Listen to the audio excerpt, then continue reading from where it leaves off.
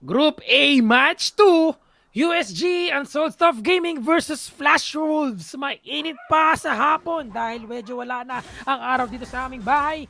Isit Pansit, Game 1 sa ating Series 2. Yeah, true. And again, we're talking about these two teams na magkaiba. Oy. Hindi, halos parehas yung playstyle. They want to really go for the late game clashes. Now the question is, who will have the advantage during the late game clashes? If Aphrodite and Mai and ito nga si Tatuki will be able to get those picks, then that 4v5 setup will be what they need to really win out the game. And it's a tough task against Flash Wolves. Yes.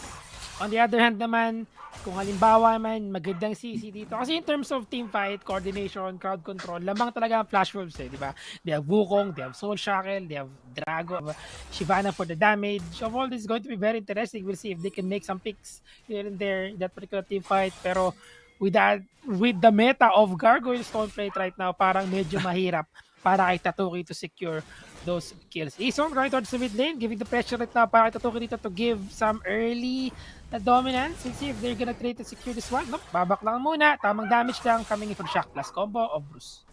Oh, and you will see the difference here between the two teams. Ison willing to rotate onto the mid lane just to make sure na parang yung kanina ginagawa ni Noth will be there for them. But Scotta is now under target. No. Okay.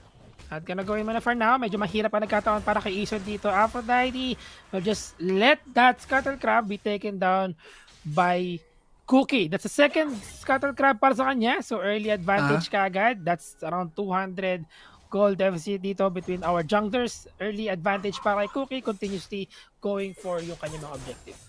Yeah, and they, again, we're talking about Cookie here, the jungler for Flash Wolves that is known for his carry junglers. Naalala ko dati, Riven is one of the champions na kinagamit lagi dito ni Cookie to carry itong Flash Wolves. But make no mistake, we have Bruce in the mid lane. Also very deadly. Now is on the Jace, which is really interesting. I'm not sure if this is the first time I saw Bruce on this champion. Yeah, I think more on the AD side, pero I'm not sure nga if this is going to be a first chase para sa kanya. But it's working perfectly well right now with regards to the pressure being given para kay Tatuki. The movement coming from Ison towards the mid lane kanina to give the pressure. It's just, at least kahit pa they're trying to make some attempts to go towards the mid lane. Topside naman, Mai and Isera is just also busy with 1v1 situation na meron sila dito. Wala pa naman mga objective, so wala ring aggression coming in from our junglers. But here comes a trade, still top side, still poking lang, damage lang, wala man napapasok. Yeah, and the trading of Wukong is very good dahil meron siyang balik na HP. Right? Cookie was able to spot that, na-spot siya on that ward. So he's just going to clean that up and rotate over to his jungle camps. Again, we're talking about Shyvana, the meta champion, the meta farming champion that we have here in Wild Rift right now. And you can see its effectiveness hindi lang sa later stages ng laro, kundi na rin sa early parts. At eto na nga movement sa top side, ang ating mga support from the Dragon lane papunta sa ating Baron lane. Mid lane also being pressured, giving just the damage dito. Deathmark will be used, but barrier will be used as well by Bruce. Top side, pumasok sa loob, ginamit tayo kanyang ball slam dito. Isera with the decoy, disengaging, bamboozle sila ng bagya doon, but Mai and Kaz will not push further pa. Pero here comes the jungler. Aphrodite together with Cookie together with the 1v1 situation para ginamit ang showstopper and the Dragon's descend. And here comes the Cyclone. The knockouts will be there. Look at the damage, Cookie. One more hit. Tumasok sa loob with the flash in. Aphrodite not gonna be able to secure that kill para kay Cookie. But the Scuttle Crab that go to Isera. I think right now Aphrodite is securing that one. But again, wala pang trade na nangyari. Pero hindi mo na-boost kasi Bruce from downtown with the flash securing the first blood sa ating game 2. Game 1. That's big kasi nagkabitawan na ng mga ultimates sa magkabilang koponan heading into the dragon fight. So getting that advantage on, that exit kill coming from Bruce was actually very good. Now Cookie would have to stack up yung kanyang Dragon's Rage in order for the dragon to be available. USG is showing signs of life actually in that clash. Similar to what happened kanina in series number 1. But the question is, will it be enough? Yes, yun nga ba ang katanungan sa laban na ito, no? sapat ba yun para mapapatuloy nila ang kanilang winning condition dito against Flash Wolves because of the first blood na nakuha nila because of Bruce nga going there. Trade lang sa ating objective. Medyo mabagal yung pagkuha nila ng Dragon dito. Wala sila kasama. Pero here comes 3-pointer. By Tres dito. Di nga lang ganon kalaki yung damage. Not gonna be able to secure or steal the Dragon as well. Referral being sounded to be right now coming in from members of USG. Ito lang rest of the members of Flash Wolves. Wala tayong Dragons descend ha. So they cannot make a play dito in regards to that one. Pero uy, hinampas ng Maso. And secured kill para kay Tatuki. Bruce will be securing that one. And Tatuki with the death mark. Not gonna be enough para kay Bruce. Hindi man lang na ginamit yung kanyang barrier. Yeah, Bruce Diff, so far, at least in game number 1 ng ating match number 2, with Sphere. Usual. Well, I'm trying to look for openings for the side of Flash Wolves, pero hindi pala nila kailangan yan because of the advantage that Bruce was able to get on the solo lane. Now, they are in control. They're in good control of this game. Itong si Cookie, hindi na siya napipigilan mag-farm. Samantalang itong si Bruce, kapag tinatapatan siya rito ni Mai or ni Tatuki, nagiging problema na talaga. So this is going to be a big problem for USG overall. Pero Flash Wolves pushing the bot side right now. Just giving all the damage they can provide. Getting the plate as well. Kasi wala na palang plates. So that's... Meron pa. Just medyo malabo lang ng konti. Ayan na, third plating pa lang. Wala pa lang slowly. Ito the 7-minute mark of the game. Pero bot side now still giving the pressure na ginagawa dito nitong si Bruce and si Eason. Already up yung kanilang mga Gargoyle Stone Plate. Dalawa na yung Ruby Crystal itong si Cass. I think go for possibly maybe tali si Jordan katulad kanina or maybe a Warmogs of course for some tankiness para sa kanyang champion. Remember, more HP. More for the Haymaker. Shield na pwede niya ibigay dito. Third plating is down. So ngayon, bot lane pa rin tayo. Cookie, nakikita niya ngayon sa bot side. Dinampas na naman ng Maso, pero here comes the death mark para lang makapag-disengage. Itong si Tatuki, not gonna try to go in really deep. But Kaz will respond towards the bot side. We'll see if makakaroon siya ng magandang tradings dito. Hindi na niya pinilit kasi nakita niya yung threat nitong si Cookie. Yeah, and then Bruce, saktong recall na lang din. Hindi na rin siya nakakuha ng plates dun sa may banda may baba. But you can see the presence overall, the tempo advantage that Flash Wolves has right now. Izon is effectively a better support right now compared to his counterpart na si Kaz. Ito si Kaz parang hindi pa natin nararamdaman yung kanyang mga showstopper. Oo nga, parang hindi nga siya makapag-setup ng maayos pa right now, no? Unlike nung, I think there's one in the top side, pero not that, impactful in terms of yung team fight kasi hindi tumama sa likod or hindi nagkaroon ng damage towards the rest of the members of Flash Wolves kanina, yung kanyang showstopper dito. But we're seeing it. I think, looking at his keystone, naka pala siya, face rush. Diba? So, damage, konting jab, diba? Sabay movement speed. Gusto niya pang chase down talaga. Nasta ng Isera, Decoy, tinamaan dito ng face breaker, pero di siya papasok doon sa loob. Ginamit ang Haymaker, pero here comes the park once again para sa bot lane. Mega Inferno bomb for Bruce and Isera. Not gonna be enough to secure that death mark para kay Bruce dito kasi buhay pa rin siya. At medyo makunat nga naman talaga itong si Bruce with that Black River. Yeah, this is actually very sad for the side of USG. They're trying to make plays. Pero Flash Wolves has been reading them like a book. And wala talaga sila makuhang pitas or any advantage all across the map. And Flash Wolves, slowly but surely, hinihintay lang nila yung tamang opportunity for a team fight of their own. And that might happen in 26 seconds because of the Scuttle Crab. But the question is, USG, will they contest? Kasi parang wag na sana. Maging very risky pa on his part. They were able to secure the first one. I have to take note of that. Pero in this 9-minute mark, I don't think they can win the team fight. Sakali man. Unless Kaz will be able to set up properly with yung kanyang showstopper. Wala si Zed Tatuki is not there. Plus giving the pressure to the bot side dito. Pero makuha nila si Kaz. Kaz super low yung kanyang HP. Ginamit yung kanyang showstopper. And Haymaker as well will be there. Pero nabakulat naman ni Isera. Bruce will fall down as well. 1-1 trade lamang. Pero wait, they still have the referral. Referral will be secured dito by Flash Wolves in a 1-1 trade sa kapalit ng buhay ni Kaz at ni Bruce. That's kind of greedy coming from the side of Flash Wolves. One of them wants to go for the push on the top side, kills whatsoever. Pero Cookie was actually on the Rift Herald. And things like that might open up, a comeback coming from the Japanese squad, USG. Pero mahirap pa. Kasi sa ngayon, like the tempo he's definitely in the advantage of Flash moves. Kumbaga, pwede pang hilutin kung sakali man, no? Because despite the fact that Tatok was able to get the first tier of the bot lane, hindi pa rin siya nakakabawi ng bagya dito kay Bruce. And eto yung sinasabi mo, RP, sobrang lalim nga nila. Yeah. Missed yung explosive gas. So hindi bumalik yung primary target. Luckily for Flash moves is yung isang miyembro nila is actually securing one objective. So tempo is still on their side. Dragon is half health here.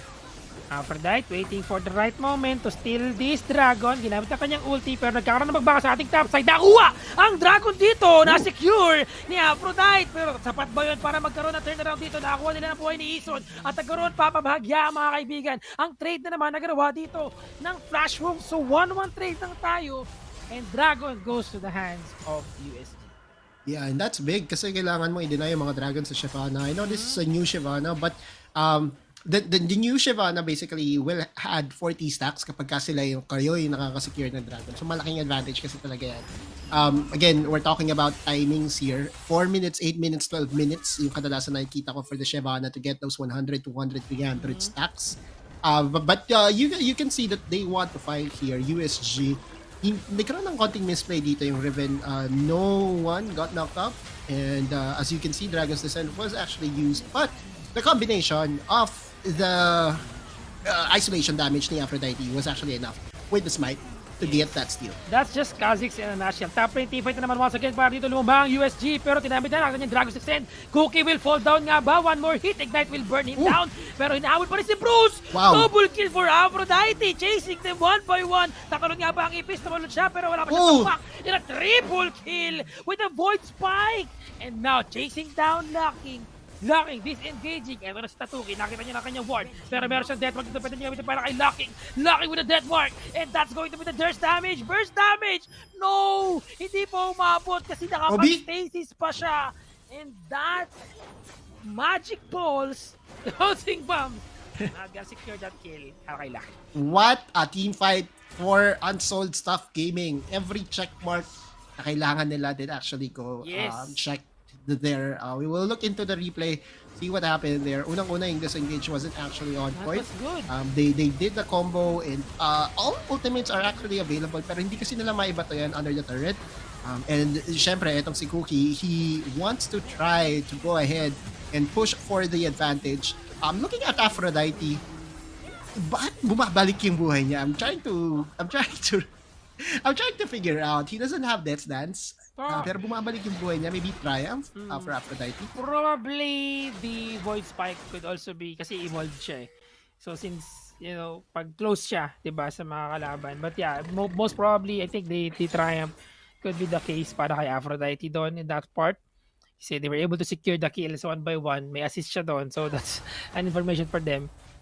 And aside from that, I think that goes to Mai setting up that team fight. Yung kanyang last hit.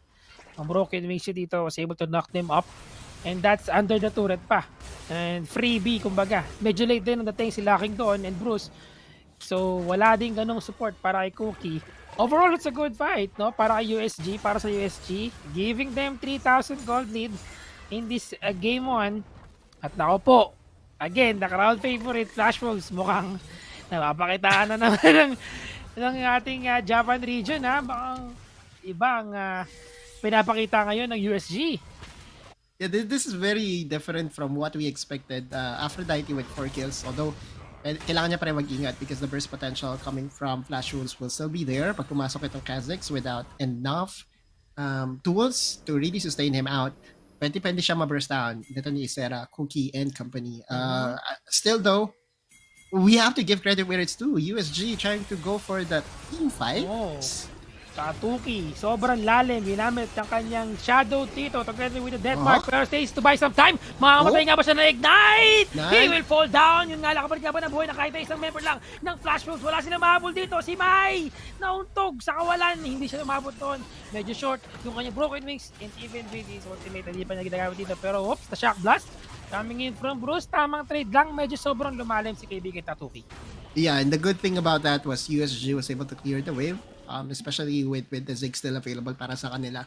That's a problem na kailangan lutasin dito ng Flash Wolves. Kailangan nila mapitas yung wave clear potential ng USG 3s, or maybe even get that Baron para hindi siya masyadong maramdaman.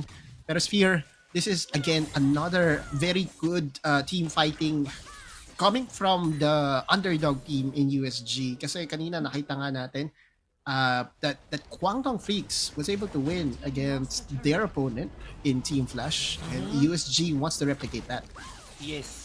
Parang effective ganang-gana talaga, especially cause nahinahanapan natin ng mga plays kanina. Right now, it's working perfectly well with regards to yung kanyang mga setup with the showstopper, and face rush is also effective para sa kanya. The flash in, together with the body slam coming from Ison dito, together with the Dragon's Instead. Look at the damage! Pero meron silang shield dito. Nasa likod si Sera, hinahabol niya ang kanilang mga kalaban dito. Nakuha ang buhay ni Mai. Just the showstopper, slowing them down. Mamamatay nga ba itong si Sera? No, not enough damage. Pero si kaibigang Aphrodite, butik nang pumutok sa shock blast na meron doon si Kuya Bruce. And now, they're going for the dragon. Habang naka-dragon form pa si kaibigan Cookie. And Cookie will now eat the monster. Is now the Cookie Monster getting this win sa teamfight. Yeah, 2-0 overall there, Kuya Sphere.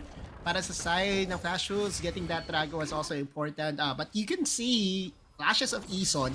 Again, on a playmaking champion, ito yung Gragas na kadalasan natin nakikita. We have to ban it away whenever we are against this set of players. And you can see that once you have given them a very good engage, alam na nila yung kasunod, and Flash Wolves will just, mow you down, get the necessary advantages to even further push the lead. And now, Flash Wolves is back in control, against USG, 1K na yung kalabangan nila.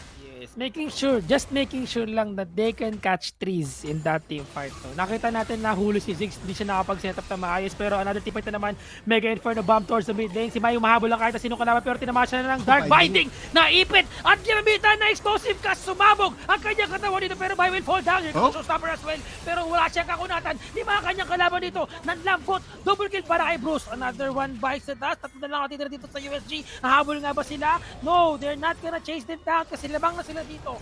2-4 non-exchange. Sila pumasok sa loob. The Soul Shackle and Stasis to buy some time. And he was able to survive that one. Pero lacking Bruce rather. Ginamitan dito ng Deathmark. Aphrodite. Dalawa lang yan ha. Pero look at the slow. Void Spike and the Cyril Dastraj coming in from Tatuki.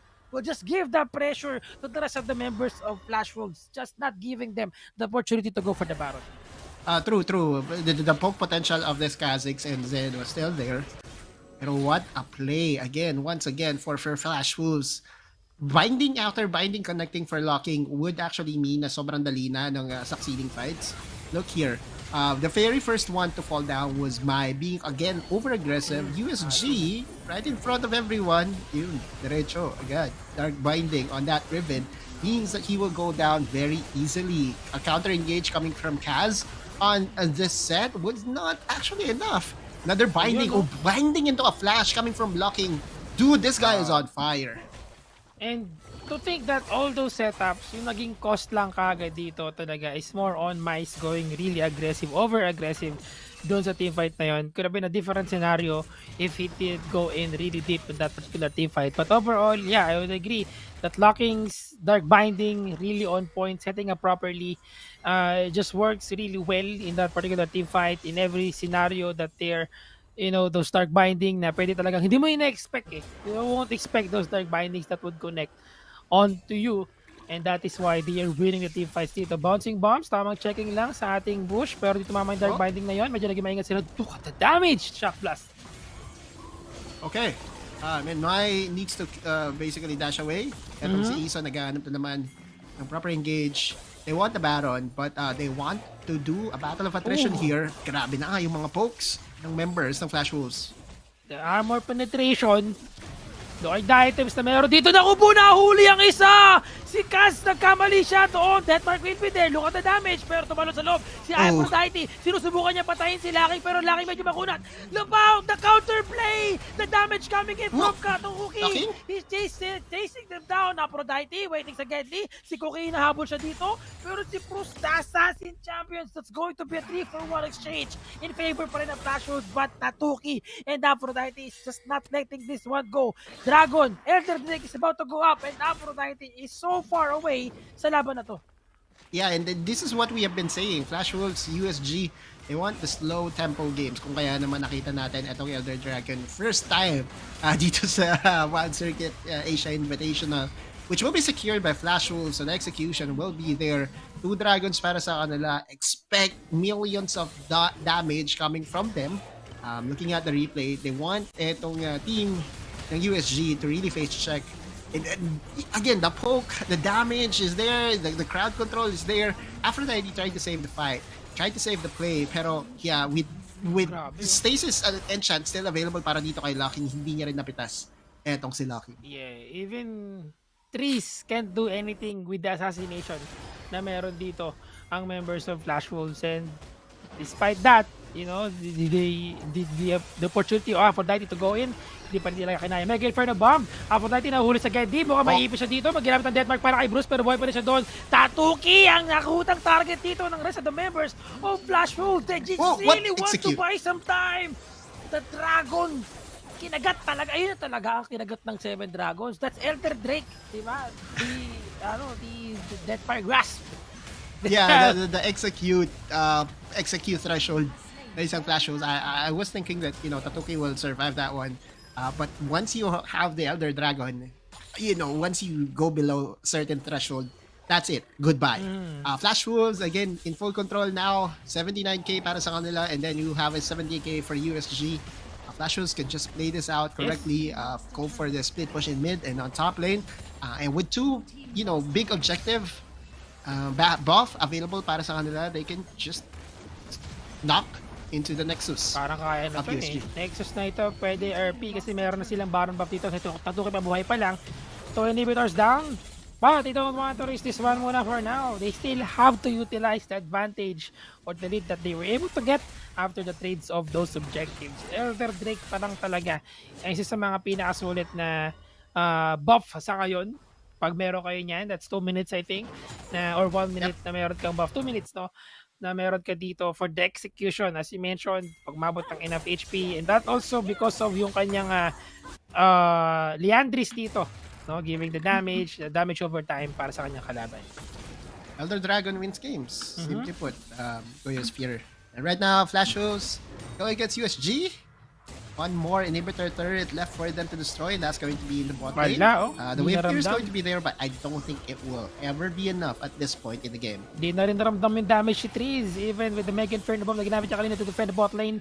And now that they have the Baron buff, even the minions to field that one. Pero wait lang, masok sa loob with the body slam, pero explosive cast, ginamit na showstopper dito sa loob. Natulak sila mapalapit sa kanilang mga kalaban dito. Pero nasa likod si Aphrodite, trying to make some trade. Hindi niya mahabol yung kanilang mga assassin champion na malalambot kasi nga ang daming nakadepensa sa members of Flash Wolves. Wala mang highlight si Cookie dito. Meron namang enough to damage at CC ang members of Flash Wolves to potentially win this one. 3v5. Dalawa na lang sa kanilang Nexus. And that damage masok sa loob. Guardian Angel tumira ng 3 pero hindi pumasok. Napakasakit ng damage. But at the end of the day, with the Baron buff, first game goes to what a game coming from Flash Wolves.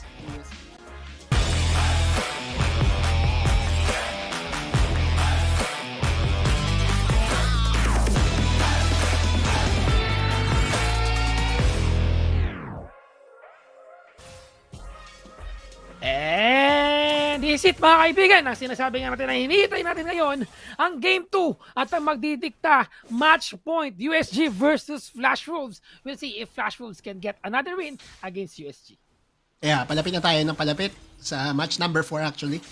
You know, where most of the Filipino fans that we have are actually cheering to watch. That will be the RRQ. But for now, USG versus Flash Wolves. Oh my God. Bruce, back-to-back. Jace, para sa kanya, no? Talaga binubuli niya rito. Ito si Tatuki. And it works, no? I think it's just because how he's able to shut down itong si Tatuki pagdating sa mid lane matchup. Alam mo naman, isa din sa mga kahinaan ng Zed is yung damage or yung poke na range na pwedeng mabigay dito ng isang Jace. And Jace is, you know, in terms of AD based damage, malaki talaga. Kahit range champion siya. Kaya pressured taga dito si Tatuki. So Tatuki has to do something. Look at the gold as early as 1 minute. Ang laki na kagad ng lamang dito ni kaibigan Bruce. Yeah, and so Kaz has to respond going into the mid lane. Similar dito kay Izon.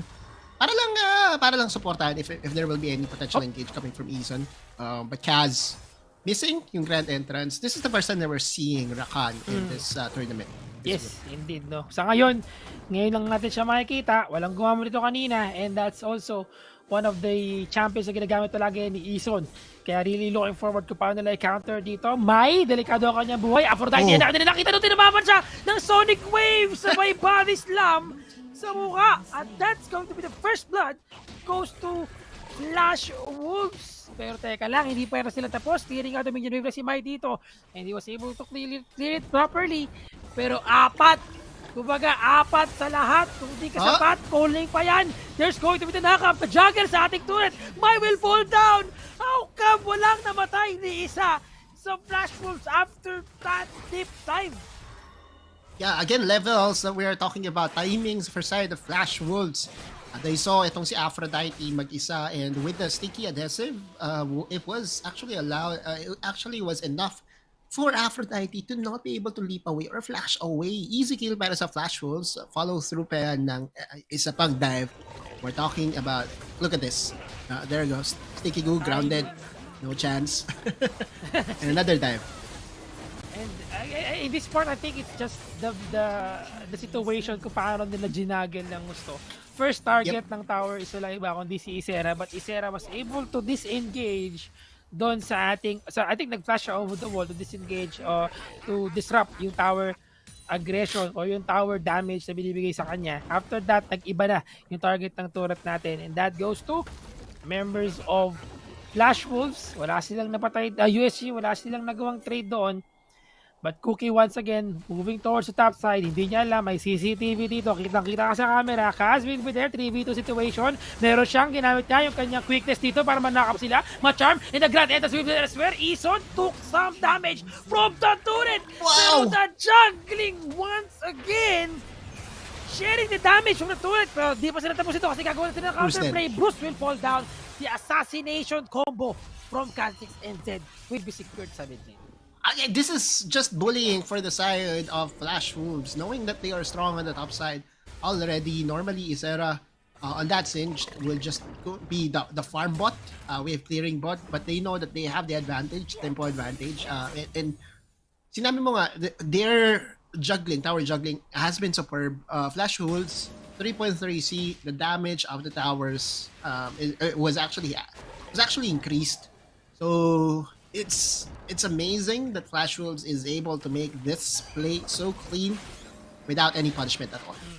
And because of those team fights, upgraded na yung boots ni Ison dito. He now has yung kanyang Gargoyle Stone Plate, giving him the lead that he needs to be more tanky pa sa mga team fight. Pero deja vu, another team fight, another bakbakan sa bot lane duel between Bruce and Tatuki. Nakaisa sa Tatuki kanina, pero Bruce was always winning this duel matchup sa ating bot side. Let's see, mapagpatuloy dito si Bruce kasi pop na yung ating Dragon.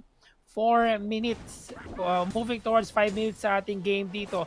Habang nakapwesto ng members of Flash Wolves sa ating Rift Herald. Unahin nila to. Yep. Rift Herald plus Ziggs automatic, isang sasabog kagad yan.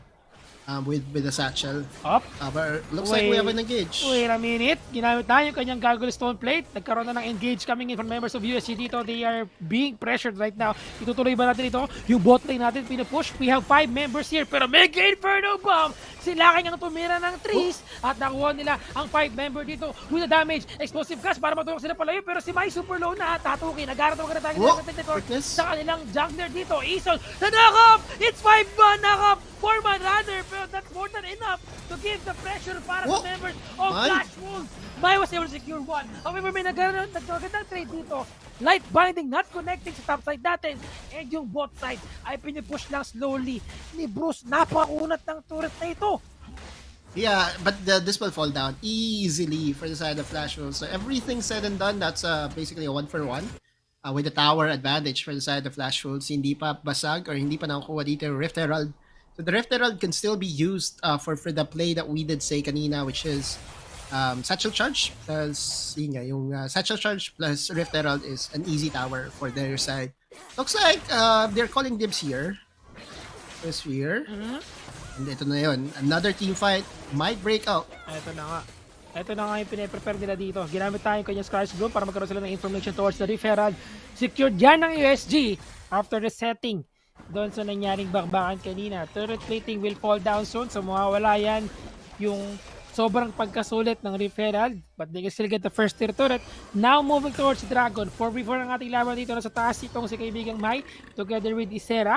So, tignan natin kung sino mas mauuna sa ating Dragon fight. Remember, Aphrodite was able to get that steal against Cookie nung siya ay Shyvana using yung kanyang ulti dito.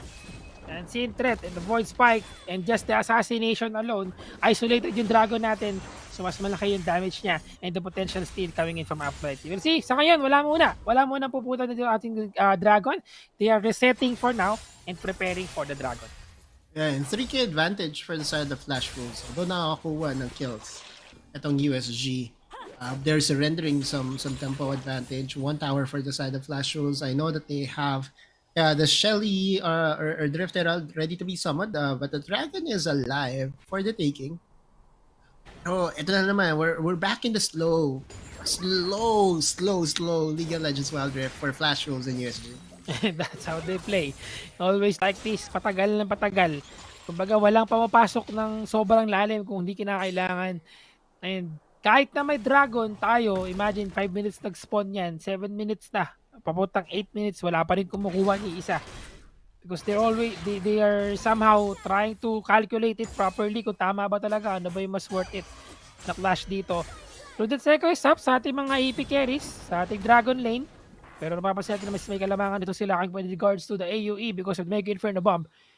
But looking at the map, mas lamang sa pwesto ang Flash Wolves in terms of getting this Dragon.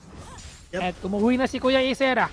Moving towards the Dragon. Mukhang magkakaroon ng trade dito kung sakali man kasi pwedeng i-push yung first tier towards top lane kasi hindi na dito rumisponde si Aphrodite sa Dragon. Now summoning the referral, going for the top side at makukuha na lang nila sila ng turret dito. Malidepensahan nga ba ito ni Isera? We'll see about that. He can use yung kanyang ulti pero cooldown pa yan. Actually, ginamit na niya yung kanyang ult so he can reach the top side easily, faster than he normally would be. Yeah, and that's very unfortunate kasi the Rift Herald was not able to take that tower on the top side. That sentence securing the life of Ison kahit gano'n ka makunat doon. Nanlambot pa rin siya sa members ng USG. Remember, ult ni Isera ay wala na. So, hindi na siya ganun kasakit dito with regards to the damage but also yung movement speed niya ay nawala na. But Bruce slowly moving towards the top side para matipensahan yung ating turret. And the damage will be there. And he's now using oh my god, the Mega Adhesive and he can't just disengage after the toss. The flip na ginamit ni Isera dito. Sonic Wave kumonek para kay Tres. Kapasok nga ba siya dito kasi may turret pa eh. So medyo delikado. And meron din siyang light binding kung sakali man. Pero tatlo, nagsama-sama! Oh my god! The damage of the Shock Blast and the kick! Dragon's Rage, double kill for Cookie. Hindi mo naman sa laban dahil tinamaan na grounded si Aphrodite. Hindi na pala tapos kasi meron tayong turret na lang ang kanilang tinarget sa top side. Yeah, and Flash Wolves again capitalizing on the man advantage na meron sila on the top side. They are way ahead of the competition. And they said, Autolus, what did you say? Mabagal kami maglaro. Well, we're going to fasten it up and make sure that USG will find problems after problems because right now, Flash Wolves very much in control here. 5k gold lead para sa kanila. Another Rift Herald will be respawning in 20 seconds. Looking at the replay here, let's look at Isera. Isera was just so good here. Again, yung sinabi mo nga kanina that it was not respected. And oh my god, look at Flash Wolves just going at them one at a time. Bot lane. Bruce surviving this one. Wala siyang ignite doon kasi Kha'Zix siya doon. Pero tato kayang inabot nila ngayon tumamang Sonic Wave para dito sa isa. Kumonek naman para kay Kaz dito pero disengaging lang. Tamang kapit lang sa kanya tropa. Muntik nang kumagat ang kanyang Sonic Wave. Not gonna be chasing down Tatuki. At hindi nila masisecure yung buhay niya. But Bruce was able to survive that one as well. Aphrodite will fall down nga lang. Referral is open. This is second referral habang ngayon ay pinipwestuhan ito ng Flash Wolves. Baka masisecure nila ito. Walang contestion na mangyayari from USG. True, and another problem that we are seeing on the mid part is Ison was able to just make sure na nandun lang siya without any contest. Ang lalim ni Isera pero napakakunat niya kahit tinalo niya. Tignan mo naman yung pag-juggle niya ng turret. He's taking more damage from the turret kahit na low yung kanyang HP as long as he can still take it. First tip, third ability will fall down. Ito na ang nakap, ginamit niya ang kanyang quickness sa loob. Hindi pa siya nag-respond. Pero Deathmark para kay Isera. And walang makunat na masakit na damage dito coming from the Deathmark. Tumama ang light binding. Pero the shield will give enough HP para kay Lacking with this barrier. Yeah, and Flash Shields again. Oh, final spark. Not gonna hit anyone. Flash Shields, 42k para sa Little 36k. This is close to inevitable that we will be seeing a 2-0 in favor of Flash Shields kasi pwede na nalang laruin na lang yung mapa dito Sphere. Isera already completed 2 items, so wala na rin masyadong makakapigil dito sa ating Singed. And Cookie, Bruce, locking again, finding the right angles at the right time. Eason, oh my god, who did this champion, or this Eason, has been one of the best playmakers that we have here in Southeast Asia, and he's not disappointing so far. USG, 38, 5k behind, and I'm not seeing any potential comeback from them unless we see, a very good engage coming from Kaz on the Zerkan. But you can see on the top side, there is something brewing for Flash Wolves. This is second tier turret. We're talking about second tier turret na pwedeng makuha ng Flash Wolves dito. Imagine, that one cannon minion is more than enough to make sure that they can secure the second tier top side dito together with the Ziggs. Pero Tatuki is still making some plays, trying his best, turn this one around.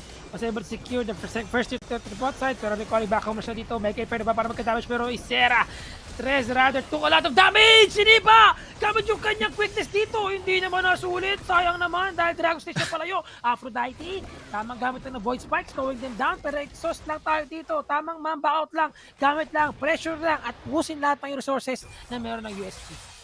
True. And now in 30 seconds, we have another objective to fight for the side of Flash Wolves. I thought that was the opening for USG, but they were not able to find the opening here. Oh, okay. I think we just have konting problema lang naman para sa ating mga players. But overall, we're still looking towards Flash Wolves dominating this game. Diba? Nakita natin gaano sila kalakas ngayon dito and how they're able to set up every team fight in their favor. And USG can't respond properly kung gaano nila pwedeng sabayan dito. But Tatuki talaga is parang, ito yung parang Lebron ng kanilang team no? Parang will do everything to win the trades here and there. But at the end of the day, mahirap nga naman talagang manalo, especially if you're just a Z, no? Against the rest of the members. Sphere. Pero again, we're talking about Flash Wolves. That is actually one of the best teams that we have here in Southeast Asia when it comes to controlled games. We have a quick pause here. We will see kung ano yung nangyayari, but make no mistake, this is actually almost insurmountable para sa side ng USG because they've been Flash Wolves has been playing this perfectly so far. Very good for them. Sinabi nga natin that we actually have wait lang a notice. Alright, eto na.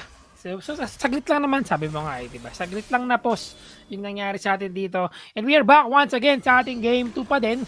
Flash Wolves pa rin to versus USG. And Drake is up. Mukhang mas prepared sila dito to get this dragon for their team kasi mas naman sila pagaling si Presto Aphrodite. Waiting na naman sa Gedli. Wala silang wards. Actually, joke lang kasi kakalagay lang ng wards si Aphrodite dito. Wang-wang lang para sa Tatuki. Tinulak pa loob! Grabe naman, Mega DC! Because of that, Tatuki can make some plays dito. Ginamit ng kanya. He did. Mark just got baited by the members of Flash Wolves. Meron silang ilaw dito together with the rest of the members of Flash Wolves. Galang Mega Inferno Pop.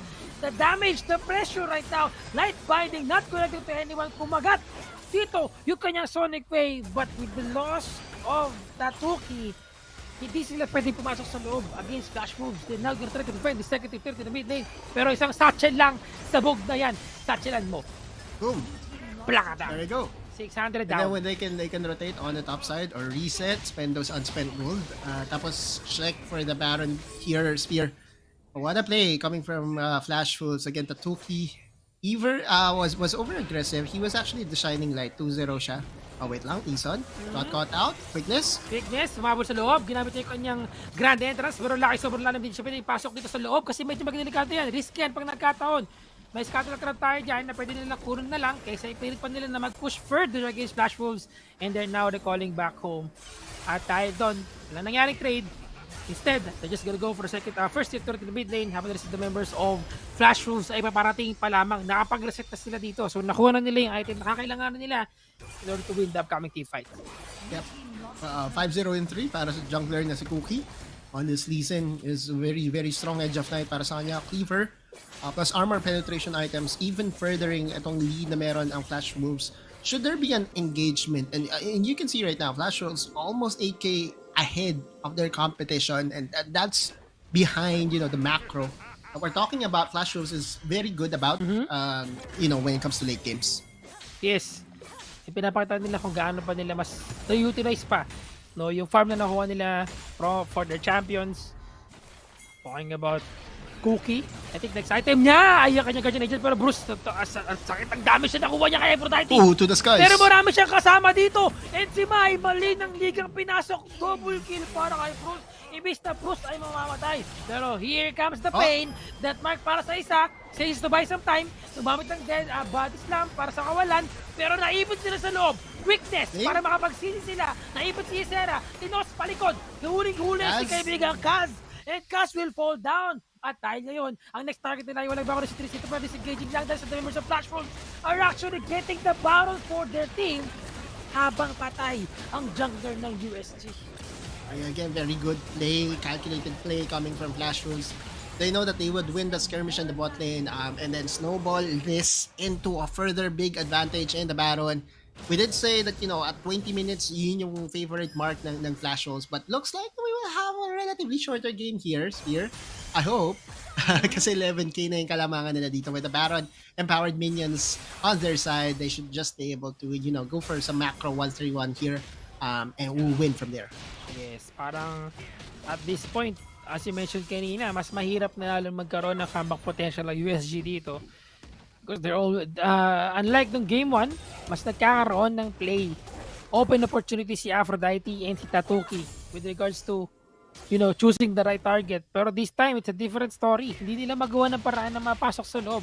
I think having a cinch sa kanilang lineup pretty much shut down itong potential jump lagi nitong si Aphrodite and si kaibigan Tatuki.